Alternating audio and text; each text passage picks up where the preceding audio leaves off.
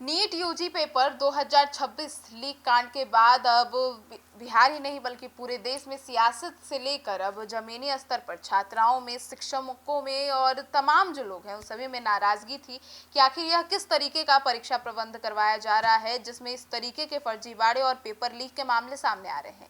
लगातार हो रही छापेमारी और सीबीआई की जो क्राइम है वो सब जो इन्वेस्टिगेट कर रहे हैं, इन तमाम चीज़ों में नए नए नाम और बड़े बड़े खुलासे हो रहे हैं।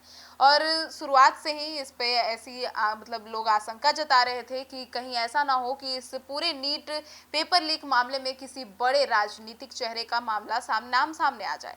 अब इसी को लेकर देर रात पूर्णिया के निर्दलीय सांसद पप्पू यादव हमलावर होते हुए अपने सोशल मीडिया अकाउंट एक्स पर एक फोटो साझा करते हैं। जी हाँ, वो फोटो हम आपको लगातार स्क्रीन पर दिखा रहे हैं।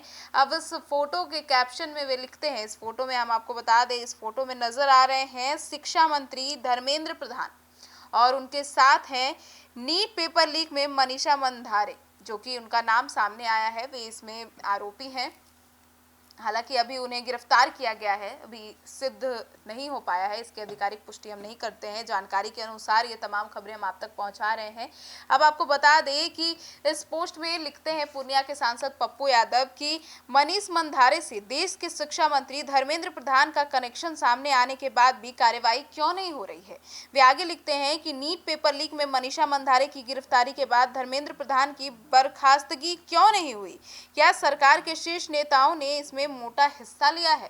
अब इन तमाम सवालों को लेकर पूर्णिया के सांसद Pappu Yadav NEET paper leak मामले में हमलावर हैं और वे लगातार सवाल उठा रहे हैं कि आखिर इसमें क्यों नहीं सामने आ रहा है नाम और क्यों गिरफ्तारियां नहीं हो रही है। अब शिक्षा मंत्री धर्मेंद्र प्रधान का नाम सामने आने के बाद सियासी गर्माहट तेज हो गई है और लगातार नीट पेपर लीक मामले, हालांकि इसकी डेट आ गई है सामने, अब बच्चे फिर से तैयारी कर रहे हैं, लेकिन आखिर जो परीक्षा में इतनी बड़ी गड़बड़ी हो गई, इतनी बड़ी परीक्षा में इतनी बड़ी गड़बड़ी के बाद अब इस तरीके के जो कनेक्शन सामने आ रहे हैं कहीं ना कहीं चौंकाने वाले हैं।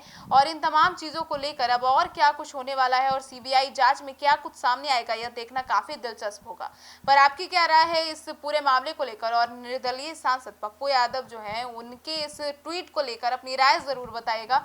और नीट पेपर लीक मामले में आप क्या सोचते हैं, और बिहार में TRE-4 परीक्षा को भी लेकर अब डेट शीट जारी हो गई है, अब आशंका जताई जा रही है। तो अब देखना होगा कि शिक्षा को लेकर गुणवत्ताएं जो है शिक्षा को लेकर, वो तमाम चीज़ों को लेकर कब तक सुधार होता है और पूर्णतः सुधार कैसे होता है, क्योंकि पूरे देश के तमाम जो शिक्षक वृंद है वे लगातार सवाल उठा रहे थे नीट पेपर लीक मामले के बाद कि इतनी बड़ी परीक्षा में इन तमाम चीज़ों को लेकर इतनी बड़ी गड़बड़ी कैसे हो गई।